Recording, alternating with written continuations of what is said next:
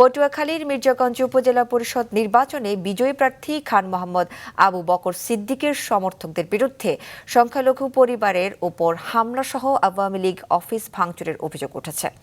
গতরাতে সংখ্যালঘু সহ অন্তত ২০টি পরিবারের ওপর হামলা, বাড়ি ভাঙচুর এবং অর্ধশত লোককে কুপিয়ে ও পিটিয়ে জখমের অভিযোগ উঠেছে। পাশাপাশি দেউলি মুবিদখালী ইউনিয়নের ৭ নম্বর ওয়ার্ড আওয়ামী লীগের অফিসে হামলা চালিয়ে আসবাবপত্র, প্রধানমন্ত্রী এবং বঙ্গবন্ধুর ছবিও ভাঙচুর করা হয়। তবে অভিযোগ অস্বীকার করেন বিজয়ী চেয়ারম্যান খান মোহাম্মদ আবু বকর সিদ্দিক। এদিকে চাঁদপুর শহরে পুরান বাজারে আধিপত্য বিস্তারকে কেন্দ্র করে দুই গ্রুপের সংঘর্ষে আলামিন খান নামে অটোরিকশা চালক নিহত হয়েছেন। এ সময় দুই গ্রুপের পাল্টাপাল্টি হামলায় পুলিশ সহ আহত হয়েছে অন্তত ১২ জন।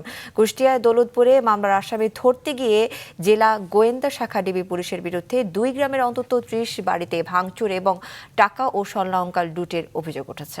টাকা ছিল নিয়ে গেছে, আমার বাচ্চার ৩ আনা স্বর্ণের চেন ছিল, আমার ১ ভরি স্বর্ণের চুড়ি, ৫ আনা স্বর্ণের দুল, এগুলো মানে ছোটখাটো আরো স্বর্ণের জিনিস ছিল, সবগুলোই ওনারা নিয়ে গেছে। আমার ২টি ছেলে আসামি, আমার ২ ছেলে তো জেলখানায়।